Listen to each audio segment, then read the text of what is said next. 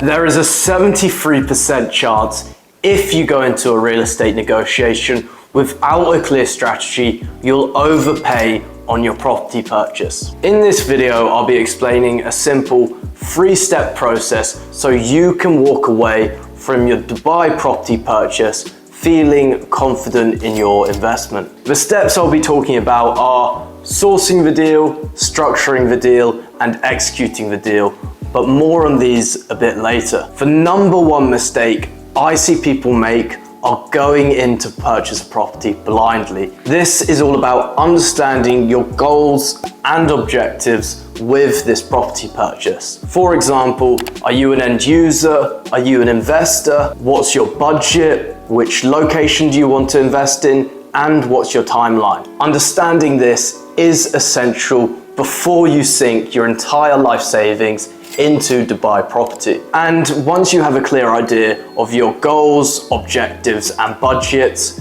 you can look at sourcing the right properties for you. So let's assume you're an investor looking for a high yielding property. However, you're new to the Dubai market, so you only want to invest a smaller amount initially. Let's say your budget is 1.5 million dirhams or $400,000. With this budget, you'll struggle to find a decent 1-bedroom apartment with a water-facing view unless you want to do a big refurbishment. So the next best option is JLT, which is right next to the Dubai Marina and is roughly 20% cheaper. And from being in the market, I know that MBL Residence is a very good property, which is high yielding and very popular with residents. So you then narrow down your search for looking at properties in MBL Residence. So we go onto Property Finder, search for MBL Residence, and we can find a property for 1.475 million dirhams. As it has a water-facing view,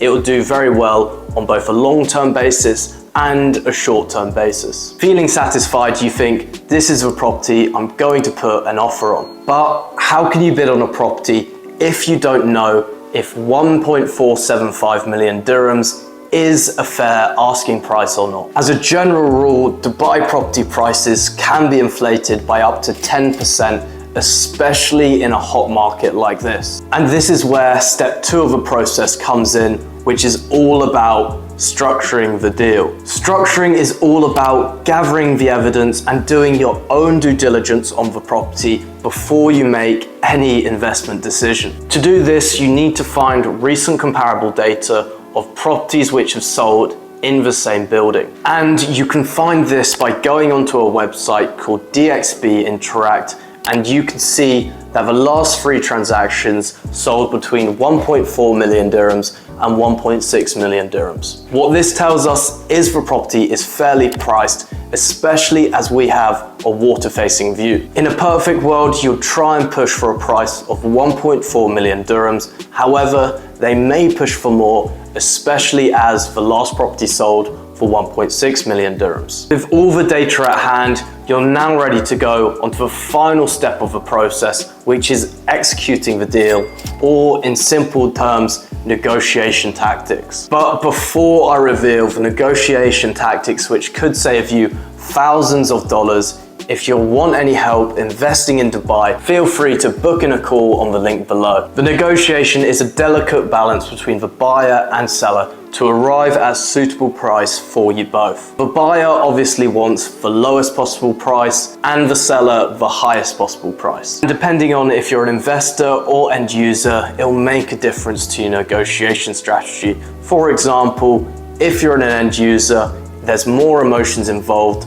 because you want to live in the property yourself, therefore you're happy to bid higher on that property price. However, if you're an investor, you shouldn't be emotional, and if you can't purchase the property for the right price, then walk away. It's also worth mentioning, if you really love a property, don't make a stupid lowball offer because you could annoy the seller and they won't want to deal with you in future. Now, if we go back to our example, we're an investor and we want to close the property at 1.4 million dirhams. So how exactly do we get there? You need to do 2 things, which are 1, make your offer as attractive as possible, and 2, have evidence of why you won't go any higher. So if you're looking to make your offer as attractive as possible, this could be things like you're a cash buyer and you can move very quickly. And the evidence I would use for why you wouldn't bid any higher than 1.4 million dirhams is the fact the last 3 properties were listed between 1.35 million dirhams